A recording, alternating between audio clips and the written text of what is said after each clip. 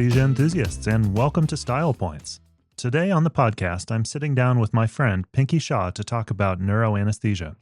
Before that, I'll hand it over to my co-host Nate Moore to introduce this month's RSI. Thanks, John. I'm very excited to be speaking with Dr. David Karngba today. As it turns out, David has a lot in common with astronaut Neil Armstrong. David also worked at NASA before he started college, and just like Neil, David joined the University of Cincinnati after completing his space career. David will be teaching us about neuromuscular blocking agents today. Welcome, David. Thanks, Nate. Today I'll be giving a quick overview of neuromuscular blocking agents, which are more commonly known as paralytics. Neuromuscular blocking agents are drugs that prevent skeletal muscle contraction by preventing the transmission of acetylcholine at the neuromuscular junction. In anesthesia, we mainly use them for three reasons. 1, facilitating endotracheal intubation. 2, providing muscle relaxation during surgery. And 3, optimizing mechanical ventilation. To better understand how these drugs work, let's start by first reviewing the neuromuscular junction and its transmission. So the neuromuscular junction is comprised of a presynaptic motor neuron, which releases acetylcholine, a postsynaptic neuron, which has nicotinic acetylcholine receptors, and the neuromuscular junction, or synapse, where these neurotransmitters travel in order to exert their effects. The binding of acetylcholine to these postsynaptic receptors causes various ion channels to open, most notably sodium, potassium, and calcium, resulting in depolarization of the neuron and subsequent muscle fiber, which causes contraction. Neuromuscular blocking agents interrupt this process through various mechanisms, falling into two main categories: depolarizing agents and non-depolarizing agents. First, starting with depolarizing neuromuscular blockers, the only depolarizing neuromuscular blocking agent used clinically today is succinylcholine. Succinylcholine works by mimicking acetylcholine and binding to the nicotinic receptor, causing persistent depolarization of the motor end plate. Because the receptor remains occupied, the muscle cannot repolarize, which results in transient fasciculations followed by residual paralysis. The way I like to think about it is essentially an overfiring of the muscle. One of the main advantages of succinylcholine is its rapid onset and short duration. It typically works within 30 to 60 seconds and lasts about 5 to 10 minutes, which makes it particularly useful for rapid sequence induction or to help facilitate intubation in cases where residual neuromuscular blockade isn't desired. It's also important to note, however, that succinylcholine has several important side effects and contraindications. Due to its mechanism, it can cause hyperkalemia, particularly in patients with conditions that upregulate acetylcholine receptors, such as burn injuries, spinal cord injury, stroke, or prolonged immobilization. It may also trigger malignant hyperthermia in susceptible patients as well, making it a direct contraindication in patients with a history of MH. Other potential effects include bradycardia, increased intraocular pressure, and postoperative myalgias. Non-depolarizing neuromuscular blockers work differently. Instead of activating the receptor, they act as competitive antagonists at the nicotinic acetylcholine receptor. The way I visualize this is similar to those plastic covers you place on wall outlets to prevent kids from accidentally shocking themselves. In other words, they block acetylcholine from binding, preventing depolarization, and therefore preventing muscle contraction. Commonly used non-depolarizing neuromuscular blocking agents include rocuronium, vecuronium, and my personal favorite, cisatracurium. Rocuronium is one of the most widely used agents today because it has a rapid onset and can be used as an alternative to succinylcholine for rapid sequence induction when given at higher doses. Vecuronium has an intermediate duration and minimal cardiovascular effects.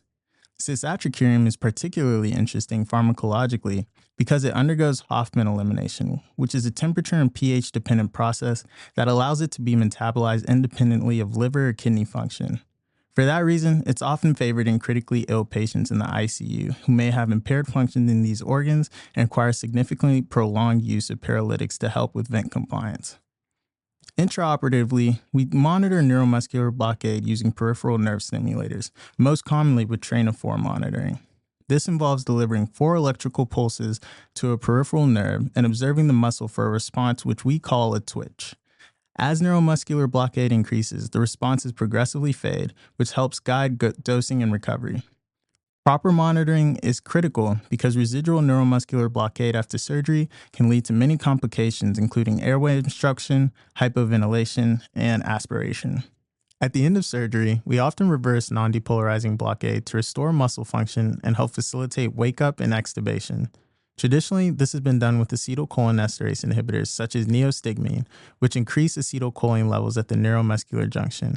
These drugs are usually administered with an anticholinergic like glycopyrrolate to counteract any unwanted muscarinic side effects. More recently, sugammadex has become an important reversal agent for aminosteroid neuromuscular blockers like rocuronium and vecuronium and works through a completely different mechanism. It actually encapsulates the neuromuscular blocking molecule, similar to how Febreze captures odors to effectively remove it from circulation and rapidly reverse paralysis, allowing for very fast and reliable recovery, even from deep levels of blockade. So to summarize, neuromuscular blocking agents are essential tools in anesthesia that enable safe intubation, optimal surgical conditions, and controlled ventilation. They work by interfering with neuromuscular transmission and are divided into depolarizing agents like succinylcholine and non-depolarizing agents such as rocuronium, vecuronium, and cisatracurium. Because these drugs cause paralysis without affecting consciousness or pain perception, careful dosing, monitoring, and reversal are critical to ensure patient safety. Thanks for listening, and I hope this quick overview helps clarify the pharmacology and clinical use of neuromuscular blocking agents. Oh, when I kind of combined a couple of questions. Is when did anesthesiology first get on your radar? And then what was it about anesthesiology that clicked for you? I kind of just like did a combined answer for those questions. Yeah, sure. Yeah. Well, a lot of times I will ask something and Yeah. then my guest will go on for a while. Okay. And I really don't stick to this. Oh, And I okay. ask a lot of just follow-up questions based on what you say. Okay. So, Yeah. Pinkey, thank you so much for joining us. Well, thank you for having me. It's a pleasure to be here. We have been trying to set this up for a while now. Yeah, we have. I'm glad we could finally get it together. Yeah, I appreciated you coming down at Grand Rounds the other day and pinging me about it because with our schedules, it gets a little crazy, and I'm glad that we were able to find this time. Yeah, and I'm actually glad you said something to me too, because neuro is something that I've been getting into for a couple years now, and actually the ASA Monitor back in February did a whole little insert about neuroanesthesia in a few cases. So I think the timing now is very appropriate to talk about it. I think that that's great. Yeah, and I'm a big fan of our subject matter as well. As you probably remember, I'm somebody who's also done a lot of neuroanesthesia, so this is a near and dear topic to me. Yeah, awesome. Well, I'm excited to chat about it. Well, before we dive into that, let's talk about you a little bit. And I want to ask you the dinner question that I ask everybody. And Yeah. I'm really curious to hear your answer. If you could have dinner with anyone in the world, past, present, or fiction, who would it be and why? Yeah, this was a really fun question to answer. So I have a thing with spies, and I'm really into British spies and international espionage. So I would love to have dinner with James Bond. And I don't, Which James Bond? Are we talking Sean Connery or Pierce Brosnan? Sean Connery definitely, or Roger Moore was probably my Oh, second favorite. okay. Yes, yeah, yeah. But just the character in general is someone that they're a man of mystery, so you never really know what's going on in their heads, but they're also so smooth and so suave. So I think a dinner with James Bond would be perfect. We'd have our vodka martinis, shaken not stirred, Excellent. and we'd probably have a very nice dinner. I would be really interested to talk about all of his world travels, because James Bond has been to like Monte Carlo, to Tokyo, to India, to Madagascar. Okay. Two questions to follow up. Number one, what do you think Jacob would say to your answer about James He would Bond? love it. He would support it. So for Mother's Day a couple years ago, he got me the entire box set Oh, of that's all awesome. of the James Bond movies, and we watched them all. Yes. And he's Every single one. Yes, we did. We did. We did. And he's a lot more into kind of the spy genre than I am, and reads a lot of books of that nature. But Okay, that's great. My second question, are you secretly a spy? I would have to kill you if I told you. Okay, fair enough. We won't disclose that for the podcast audience. You can just tell me off the air later. Okay. I appreciate a certain willingness and dedication to get through cheesy fiction. I think that uh, it speaks to a certain amount of patience that you have to have in a way. Because I feel the same way about some of the old Star Trek shows. Uh, yes, a lot of them are supremely cheesy and ridiculous, but there's something behind all that. There's a reason why people like it. So, in a way, I feel like I connect with what you're saying about that. Yeah, I agree. And there is something comforting about it, about, watching something that you're familiar with, that you like. And James Bond can teach us some things for our job, like, staying calm under pressure, or being able to think on your toes, or, fight or flight Yeah, absolutely. reactions. Except we are trying to not kill people. Exactly. Exactly. Yes. Okay. So, Pinky, you grew up in Boston. Yeah. Tell me about Yeah. growing up in Boston. It was a very unique and transformative experience. So, my time in Boston obviously is divided. I spent 25 years there. So, I was born and raised in the suburbs of Boston. So, I was there up until high school in my little bubble there. And then I went to Boston University for college, which is an urban campus, a little bit on the outskirts of Boston, but still very much part of the city. And living by myself in Boston, meeting new people, it really helped me find my independence. And Boston is such a unique city, and I love it to death. It's beautiful. People there are very passionate. They are passionate about their culture, the history of Boston. They're passionate about sports. About the Celtics, sure. Yes, definitely about the Celtics, Patriots, Red Sox. I will forever be a New England sports fan, even though I live here now. So you cannot convince me otherwise. But I got to meet so many people from all corners of the world just going to college in Boston. I met people from Asia, from my roommates and floor mates were from New York, New Jersey, Hawaii, to throw that in there. So I felt like I was very lucky to grow up there, because there is just this, when you have a bunch of schools in Boston. I went to Boston University. There's Northeastern, there's Harvard, there's MIT. You're kind of in this atmosphere where there's just a lot of concentrated intellectual energy. And it just felt really special to be a part of that uh, during my college years. That's really cool. So, Yeah. what pointed you towards medicine through all that? So I guess medicine, going a little bit backwards, my parents definitely had a big impact on me going to medicine, and they were the ones that kind of nudged me into it. Um, I was not really aware of other things that were out there.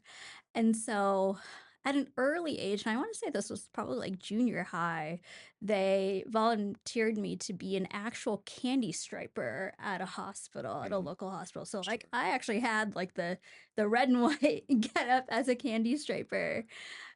I would ask, does it still fit you? Probably not. Probably not.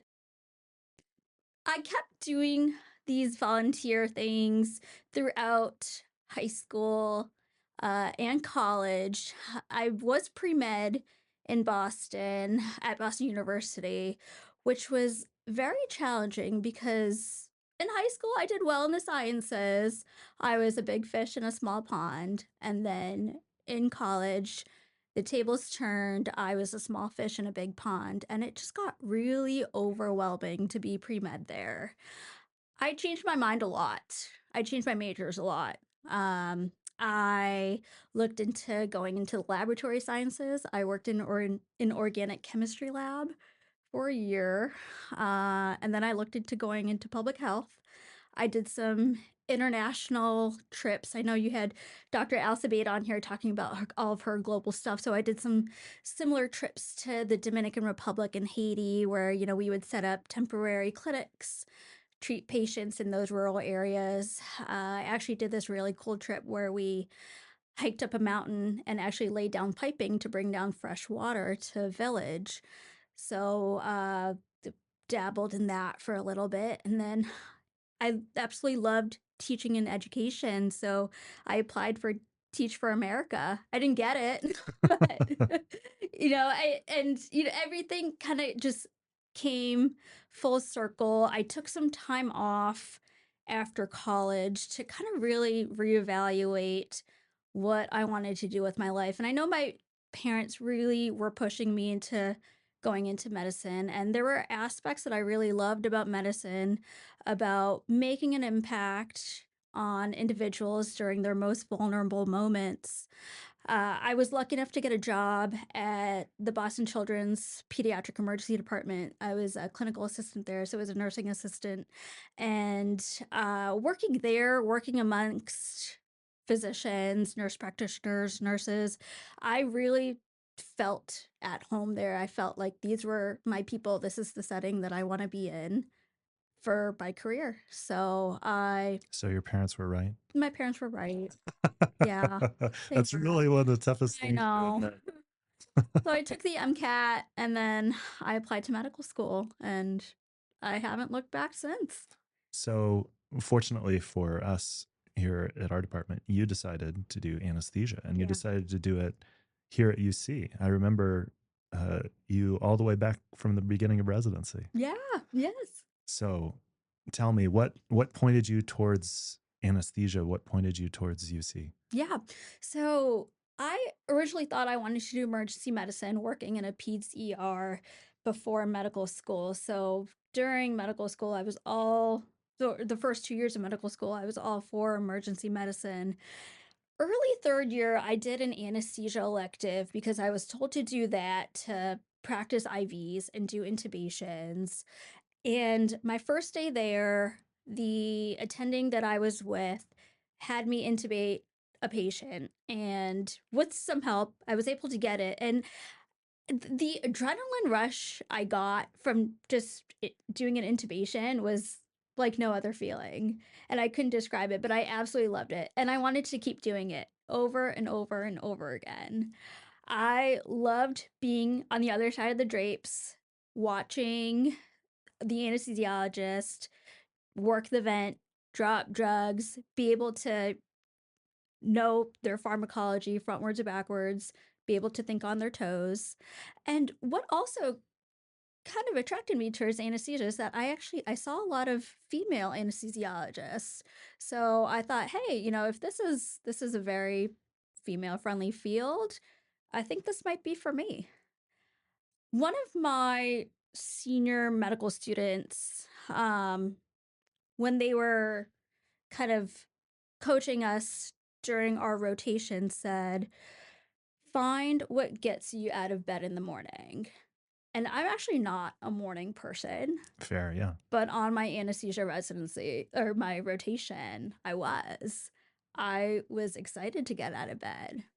There were days where my attending would tell me to, stay home, study, and I wouldn't listen to him. I would come in and find stuff to do. So that's where it just clicked for me, is where I wanted to do the work. I was excited to do it, and I left the day happy and excited to do it again. So I had the privilege to see you go all through residency and go from knowing not a little, uh, or I should say, from knowing not a lot at the beginning of your residency to passing your boards Mhm. and eventually becoming the neuroanesthesia person. Yeah.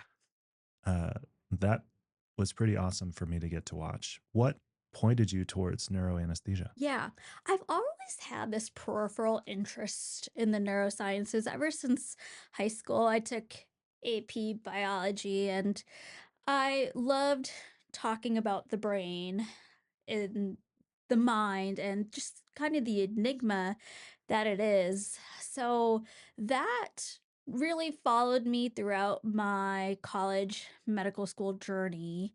And when I got to residency, I met Dr. Cassandra Bailey, who is no longer here, but she is an anesthesiologist and she's also an intensivist, and she worked in our neurocritical care unit. And we did a case together my intern year that I ended up presenting with her as a mentor at the Society for Neuroanesthesia and Critical Care conference. And when I was at that conference, I just learned about this whole world that blends two things that I really like, which is neuroscience and anesthesia. And I really loved it. I loved what I was seeing at the conference, the research that a lot of providers are doing across the world, because there's really neuroanesthesia really has a large international presence. So I thought, there is so much more to this world than I ever thought there was. And I decided that it was going to be something that I think I wanted to make part of my practice when I thought about my career and what I was going to do after residency. That's really cool. Yeah, I have nothing but great things to say about Cassie Bailey too. Yeah, I miss her a lot. Yeah, she's wonderful, and she was a fantastic associate program director that taught me a lot of the stuff that I know in that world too. So she was great. Yeah. Let's talk a little bit about being a parent in all this too, because you were like me. You had a kid during residency, Yeah. and you have one on the way.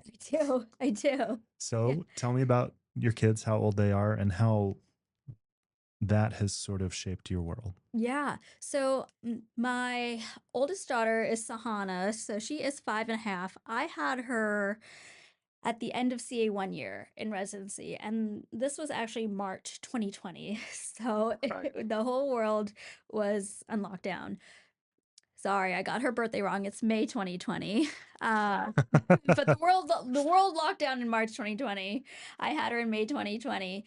And that just added a layer of it, and I'm not going to sugarcoat it. It was hard. It was hard being pregnant as a resident because I really didn't know what to expect. The nausea the first trimester, the sleeplessness, the fatigue, and just really having a hard time moving around as my pregnancy progressed. It did make residency, working every day, challenging. But little did I know that was actually the easy part.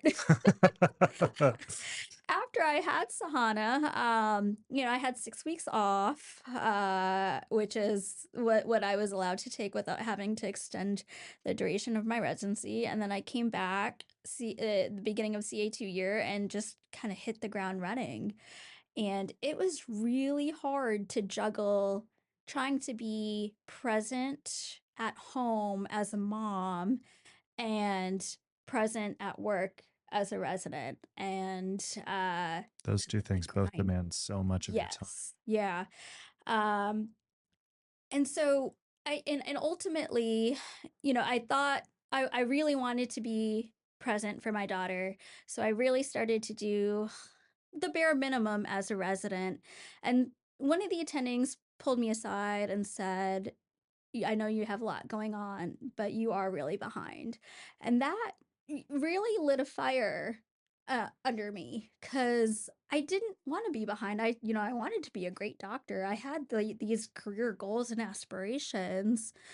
But I really wanted to be a great mom. And so what we ended up doing is, as a family, and, me, my daughter, and my husband, we decided we cannot be doing this ourselves. So we really had to recruit help. My mom came and lived with us for about 2.5 months until we could get our daughter into daycare, which was, I love my mom, but having her live with us for that long was a little tough, but ultimately ended up being very helpful, because I having her offload some of the work really helped me dedicate some time to studying and getting caught up as a resident. There's a lot of mom guilt behind that when you're away from your kid and you're trying to do your own thing. Um, but looking back on that now, I mean, my daughter loves me. She doesn't know any of that. I remember all of that, but she is a little bit of a daddy's girl, but she at one point would tell people that she wants to be a doctor when she grows up, just like her mom. She wants to be a dentist now, which I'm not going to hold against her. I think that's still a good career choice, but it makes me realize that the guilt was there, but at the end of the day, everything worked out. And from that point over, from that point on, I really shouldn't feel that guilt anymore because my we still need to take time to ourselves to work on ourselves and be our best selves so that when we are with our kids, they see us at our best and they see us at our happiest because that they pick up on that. They pick up on your moods, your frustrations. Sometimes my daughter will sense if I'm, sad or angry, and I really don't want her to see all that. But part of, what has made our home life kind of a very positive environment is that we have outsourced a lot of help through babysitters, neighbors, family, daycare, so we can have that time to ourselves. And I talk about us as myself and my husband have that time to ourselves to be the best versions of ourselves, so we can be there for our kids and in a positive light. I agree with you. Being a parent, especially of a lot of kids, Yes. and also uh, being a doctor, that's a really tough balance to strike, especially for moms, I think. Yeah. Yep. So let's talk a little bit about neuroanesthesia and some of the differences between neuroanesthesia and just a regular OR case. First off, what are your goals for a patient undergoing anesthesia for a neuro case? So my goals for a patient is protecting their brain and spine. So, whether or not they're undergoing an intracranial procedure or a spine procedure, they have we influence their physiology with the slightest decision. So, whether it's their blood pressure, their carbon dioxide level, anesthesia depth, ventilation, they are at our mercy. And so our decisions can really influence how their perfusion to their brain and spine uh, end up during the surgery. So I think a lot of those things are intuitive for somebody who hasn't done anesthesia, with the possible exception of CO2. What does that have to do with neuroanesthesia? CO2, when it can cause vasodilation. So if CO2 rises, your cerebral blood flow increases. And so a patient that's going in an intracranial procedure, if they have high ICP already, it'll make their intracranial pressures worse. But either way, so elevated CO2s can increase your intracranial pressure.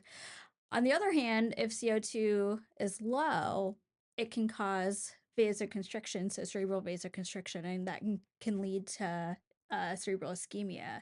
So it is really important to find a balance, and typically your goal for a neuroanesthesia anesthesia case is to have probably normocapnia is what I would aim for. So in the mid 30s is uh, a perfect balance for that. Okay, so you're prepping for a brain tumor case. What kind of things are you going to set up for your case that might be different from just a normal OR case? Yeah. So when a patient is coming in for an intracranial procedure. So you definitely want to have things ready to have smooth induction. You want to have and a smooth emergence. So when I'm prepping for a case where I want to avoid things like massive spikes in blood pressure and heart rate, I think of times during the anesthetic period where that can occur. So induction and direct laryngoscopy is one of those. So I'm more prone to use a video laryngoscope for that reason, just to kind of minimize the stimulation if we have one available. But slow, careful titration of meds, uh, medications that would combat massive sympathetic surges. So having downers available to prevent rapid increases in heart rate and blood pressure, things to help really keep emergent or induction nice and smooth, are things I definitely want to have available. For these cases, I do like to consider having second IVs a second IV set, especially if they're going to be doing some neuromonitoring. So if they're going to be monitoring SSCPs or MEPs, I like to have a dedicated line for my propofol infusion, my opioid infusion, and then I have another line ready for bolusing if I need to. Now, I understand everything that you just said, but not all of our listeners might know about SSCPs, MEPs, and neuromonitoring. Tell me about that. Yeah. So SSEPs, so somatosensory evoked potentials, they assess the integrity of the sensory pathways of the spinal cord. So basically, you stimulate a peripheral nerve and you measure how the signal travels to the brain. Um, that is really important for a neurosurgeon to know, as you know, it would tailor their surgical technique. For us on the anesthesia side, somatosensory evoked potentials are affected by things like your anesthetic level being too deep, severe hypotension, um, big swings in CO2. So monitoring those variables will definitely affect the integrity of your sensory pathways. MEPs are your motor evoked potentials. So those monitor your motor pathway function. Those are descending pathways, and those you check by stimulating the motor cortex, and you record responses in muscles. So if you see your neuromonitoring tech or your Vox tech putting little acupuncture type pins in various muscles, in the hands and feet, and sometimes around the face, those are what they're using to monitor the muscle response. Now, motor evoked potentials also affect your anesthesia technique because they are very sensitive to medications like volatiles. They're sensitive to neuromuscular blockade. And then they're also sensitive to physiological things like changes in blood pressure, so hypotension, and changes to cerebral perfusion. So when someone's going to be gonna have their motor evoked potential is monitored, a lot of times people will switch to what's called a total intravenous anesthetic. So they would do an infusion of a hypnotic, typically propofol, and some sort of opioid infusion to take the place of a neuromuscular blockade. So remifentanil, sufentanil, and fentanyl are the most common ones. There's also EEG. So that's kind of measuring the cortical electrical activity. So that's primarily used to monitor anesthetic depth. So in neurosurgical cases, EEG really helps with detecting cerebral ischemia. It can also monitor for burst suppression. So if your hypnotic is way too high, you can tell that by, seeing if their EEG is burst suppressed. But you can also titrate your anesthetic to burst suppression if you need some neuroprotection. So that's where the EEG comes into play. I remember the first time I did a case with motor evoked potentials, and my attending didn't really prepare me for it. But in the middle of the case, the patient just started tapping their foot really quickly and in a very strange rhythm. And I had no idea why or what was going on. It was terrifying. And so I called my attending in, and he said, "Oh, they're just doing neuromonitoring." It's like, what? What? Yes, a lot of times the evokes tech will stimulate that pathway, so you will see an extremity start to jump or twitch, and it is very right of you to be vigilant about that, and try to troubleshoot or try to figure out what's going on. But I think the first step, if you see some movement or some twitching under the drapes, is to look towards your neuromonitoring check and say, a little warning would have been nice here. Yeah.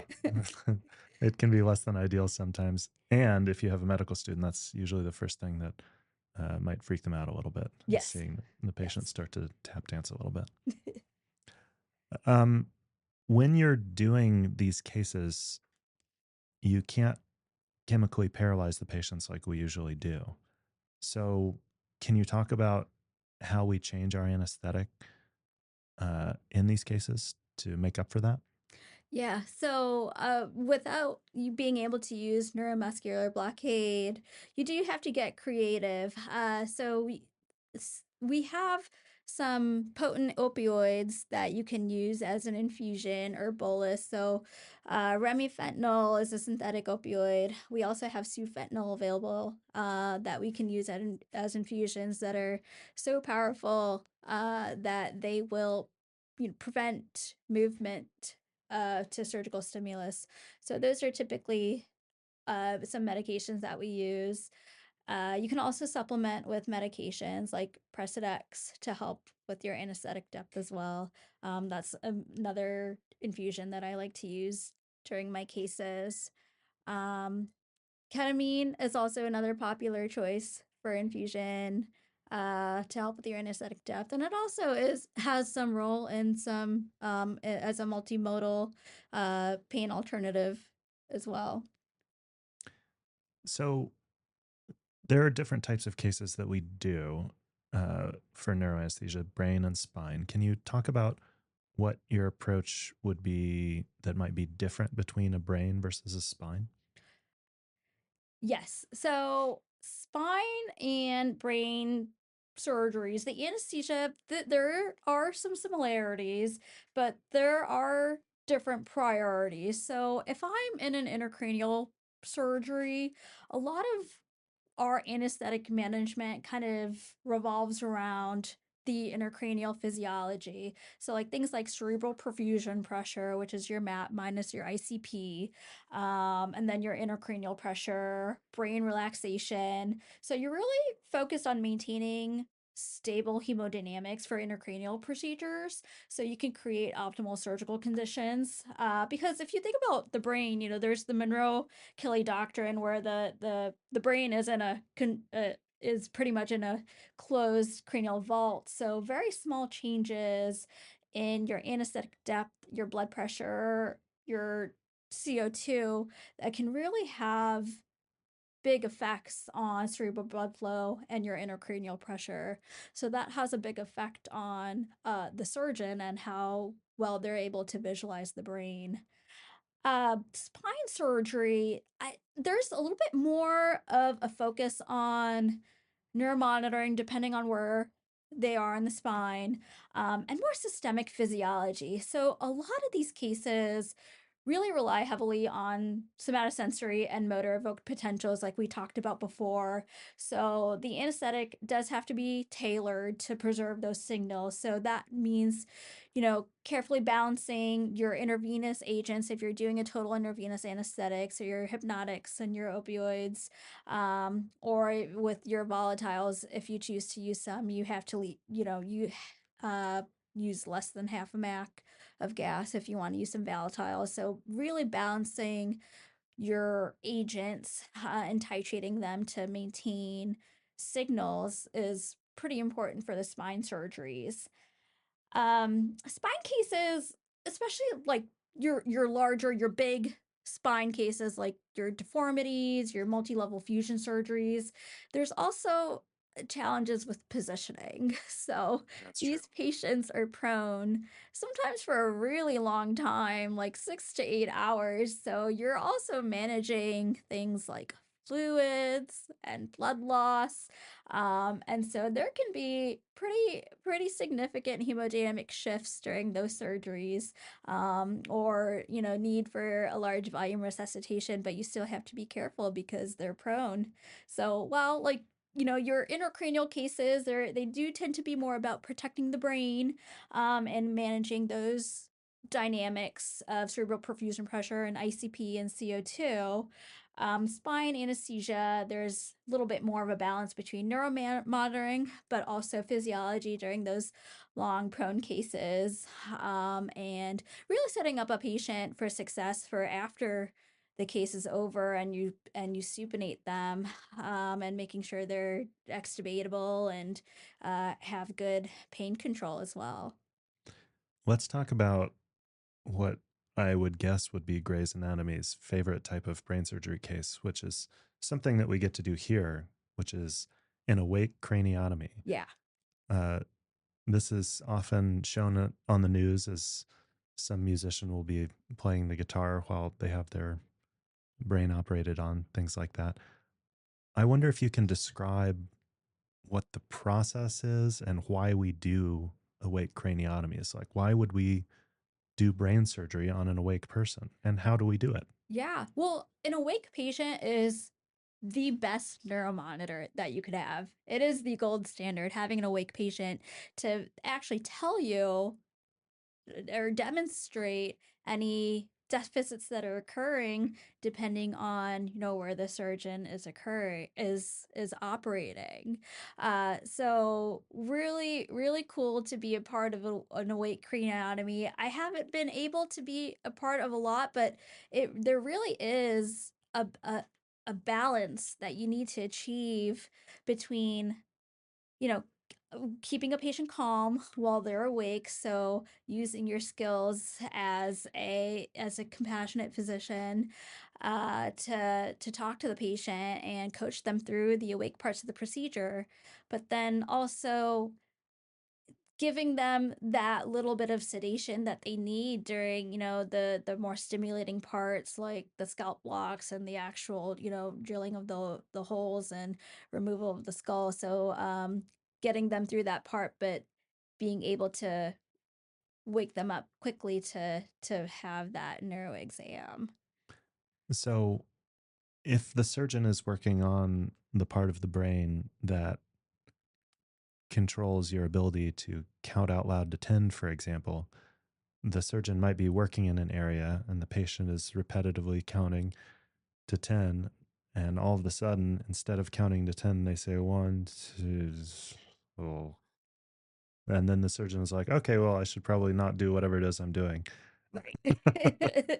There you go. Yeah, so that's your that is your best neuromonitor that you have, is your patient just stops counting. Something else you got to watch out for during these awake craniotomies are seizures. So Oh, sure. these patients are very prone to seizures, so being able to react to that and being able to treat it quickly, with and have the patient recover after that to be able to continue on with the procedure, is also a delicate balancing act too.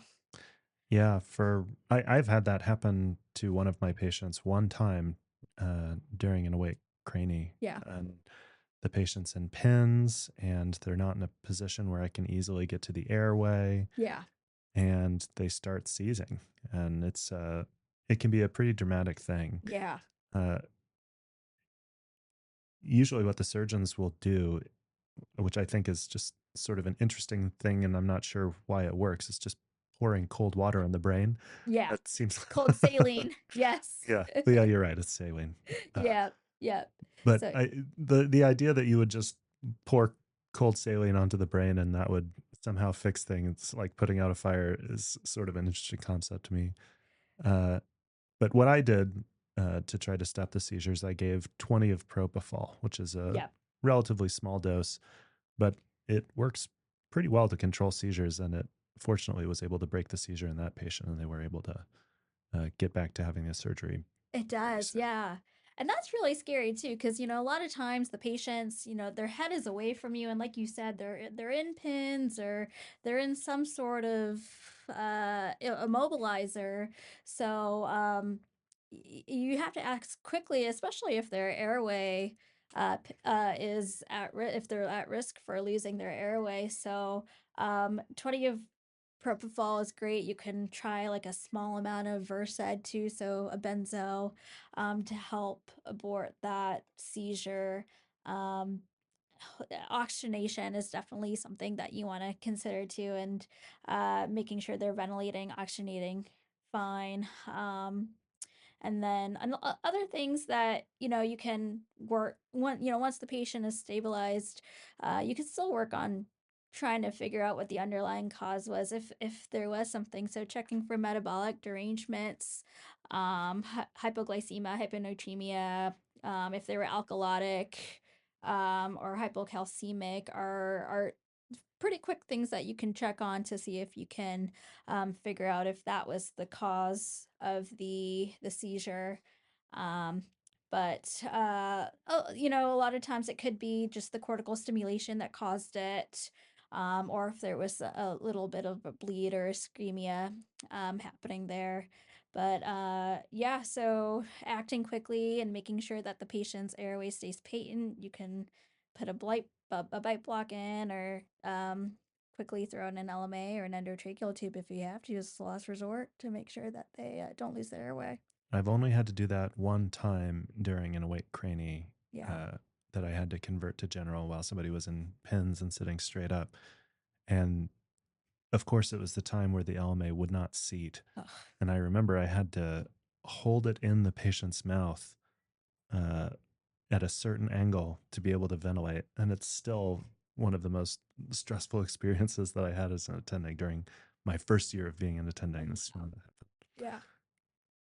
So let's talk about the end of the procedure. We're waking up the patient, assuming that this is a patient that we put to sleep, Yes. not one of the awake craniotomies.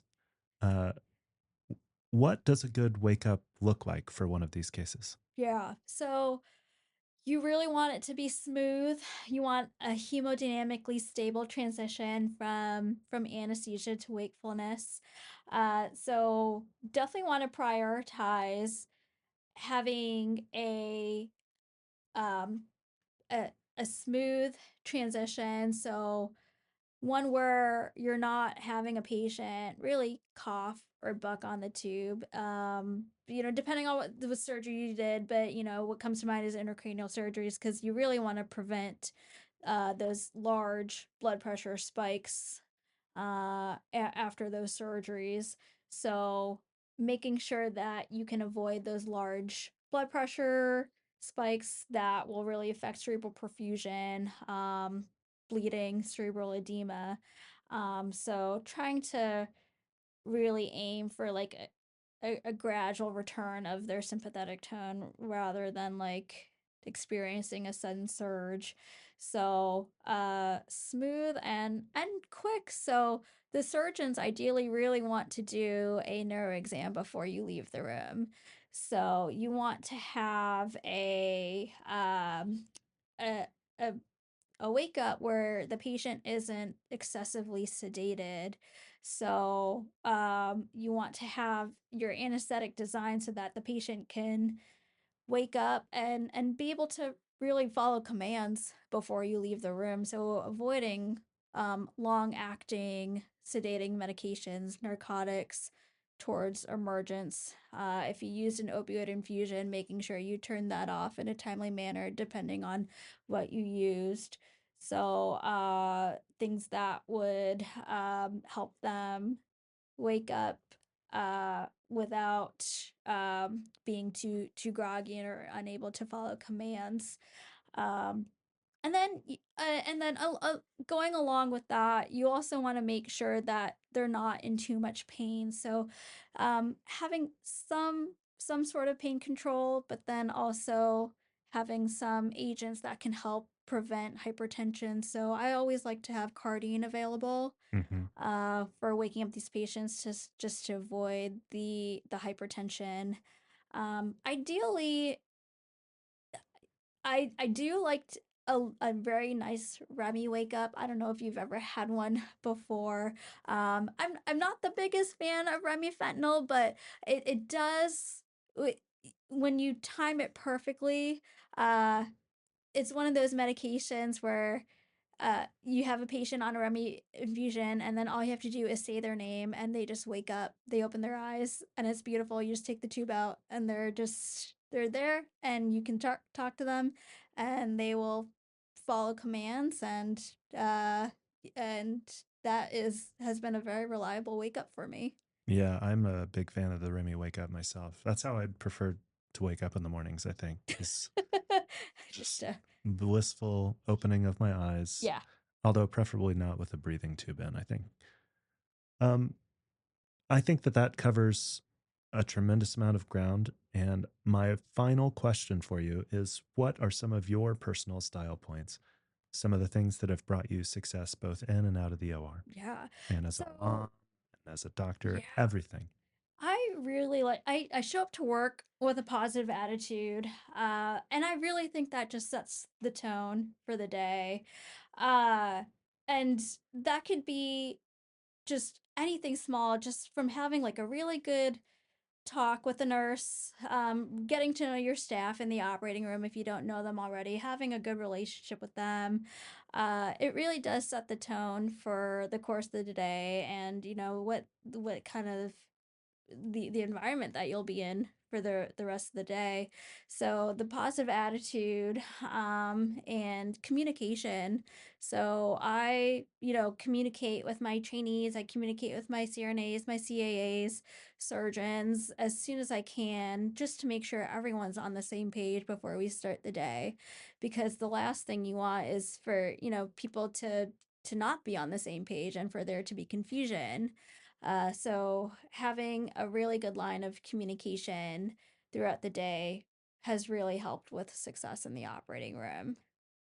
And then I just don't let small things get to me anymore. When I was a new attending, if I missed an art line or an IV, I would really like perseverate on that. And someone told me, they're like, if you keep doing that, you're gonna have a long career ahead of you. So really just not letting those things get to me, if something like that happens to me where I can't get an art line or something, I'll, probably just debrief with myself for like 5 minutes, and then I will just move on. When I was a trainee, one of my associate program directors, Dr. Wendricks, he was having a day where he's normally clinically awesome, but he was having a day where he just could not get an art line in. And uh, he eventually, after a couple attempts, he said, "You know what? I quit. John, come rescue me and do this arterial line for me." And I went and I was able to get it. But what I remembered more than uh, getting the A line was him being deferential, even though he had done a million more arterial lines than me and asked me to rescue him. And that made me feel uh, a lot better about uh, when I was an attending and I had those similar situations when I couldn't get something. So I've tried to remember that and pass that along and tell people, now it's my turn to be rescued. Can you come do this for me? Yes, yeah. And I have no problem doing that too. There are times where it can be a very humbling field. And I think that's okay to ask for help, especially from someone that's junior to you. I think that's totally fine. I agree. Well, Pinky, thank you so much for joining us. Well, thank you for having me. Thanks for listening to another episode of Style Points. If you enjoyed the show, please consider leaving us a rating or a written review. It's the best way to help other people find the show. I'm hoping to expand our audience to people who listen to podcasts during their awake brain surgery. Lastly, you can always reach us at stylepointspodcast@gmail.com. Take a deep breath. Open your eyes. We're all done.